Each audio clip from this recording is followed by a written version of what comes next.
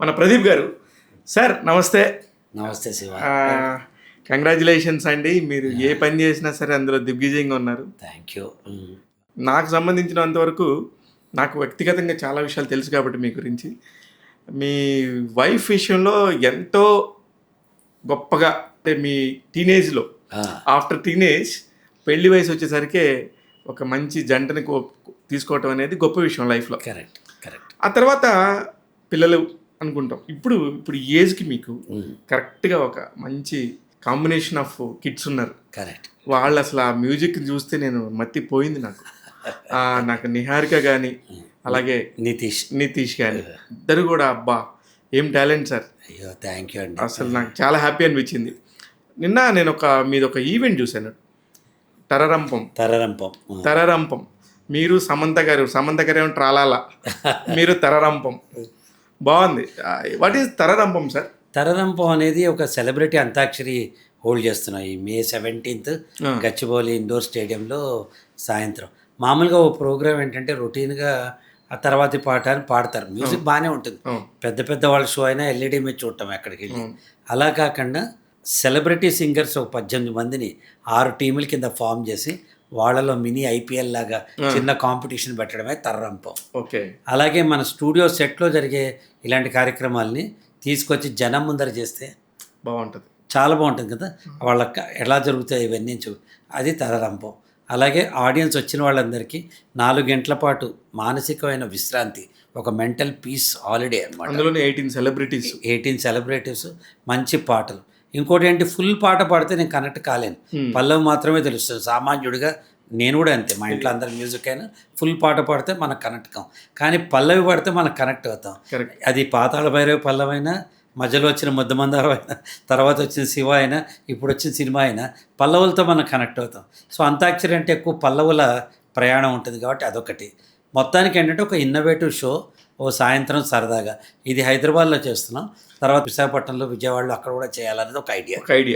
కానీ నేను షాక్ అయింది ఏంటంటే గచ్చిబౌలి ఇండోర్ స్టేడియం లాంటి ఒక పెద్ద స్టేజ్ మీద చేయటం అంటే చాలా పెద్ద ఖర్చుతో కూడుకున్న పని. అవునండి. కానీ అందులో మీరు పెట్టిన పేర్లన్నీ కూడా మామూలుగా పర్ డేకి లక్షల్లోనే ఛార్జ్ చేసేవాళ్ళే, కానీ ఎవరు తక్కువ వాళ్ళు కాదు. లక్షణాలు ఉండి లక్షలు తీసుకుంటున్న లక్షణమైన సింగర్స్. అదే వాళ్ళందరినీ ఇంత పెద్ద చేయటం కోసం ఎంత కాదనుకున్న ప్రదీప్ గారి దగ్గర క్రియేటివిటీ ఉంటుంది, కానీ సరస్వతి ఉంది, కానీ లక్ష్మి అంత ఉందని నేను అనుకోను. అంటేనండి నేను చెప్తాను, సంకల్ప బలం ఒకటి ఉంటుంది. దాని తర్వాత మనకు ఐడియాస్ ఉంటే అవి ఎప్పుడైనా అమ్మచ్చండి. ఇన్నోవేషన్, కొత్త రకమైన పని చేస్తుంటే ఎవరైనా తోడుకుంటారు. మనం ప్రశ్నించుకోవాలి, ఈ పని ఇలాగే ఎందుకు చేయాలని. ఇలా ప్రశ్నించబట్టే విశ్వనాథ్ గారు శంకరాభరణం తీశారు, ఇలా ప్రశ్నించబట్టే రాజమౌళి గారు బాహుబలి తీశారు, ఇలా ప్రశ్నించబట్టే వేణు బలగం తీశాడు, ఇలా ప్రశ్నించబట్టే నేను కొత్త రకమైన పనులు చేసుకుంటున్నాను. ఈ ప్రశ్న అనేది చాలా మంచిది.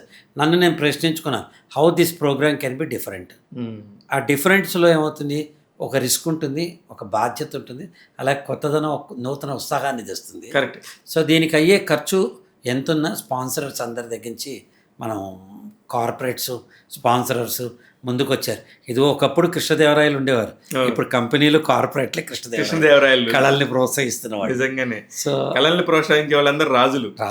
అలాంటి రాజులే ఇప్పుడు మనకి. దీనికి ఏరో అని ఒక చాలా మంచి కొత్త కాన్సెప్ట్. అది ఆ ప్రోడక్ట్ కూడా అవుతుంది. ఒక ఎసెన్స్ తీసుకుని మన వాటర్ బాటిల్లో కలిపేస్తే మీకు అసలు ఎనర్జీ డ్రింక్లో పనిచేస్తుంది అది. వాటర్లో అది ఏరో అన్నది.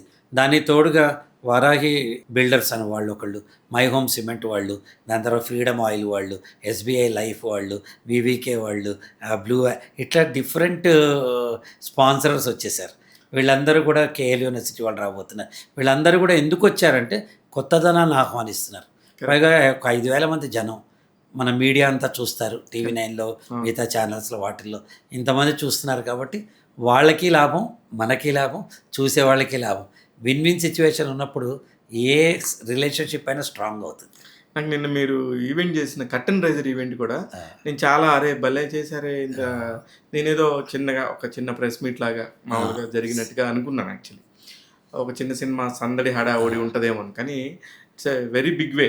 చాలా మంది వచ్చారు, Yeah. మ్యూజిక్ డైరెక్టర్స్ వచ్చారు, అందరూ చాలా బాగా జరిగింది. నిజానికి సింగర్స్ అందరూ కూడా రావాలి, కానీ ఏంటంటే కొంచెం కొంచెం ఆపి ఒక్కొక్క దానికి ఒక్కటి యూజ్ చేద్దామని అనుకున్నాను అనమాట. సో మొత్తానికి ఏంటంటే వినూత్నమైన ప్రక్రియ ఏది చేసినా అది విజయవంతం అవుతుందని నా నమ్మకం. Super sir, all the very best thank తరరంభంకి.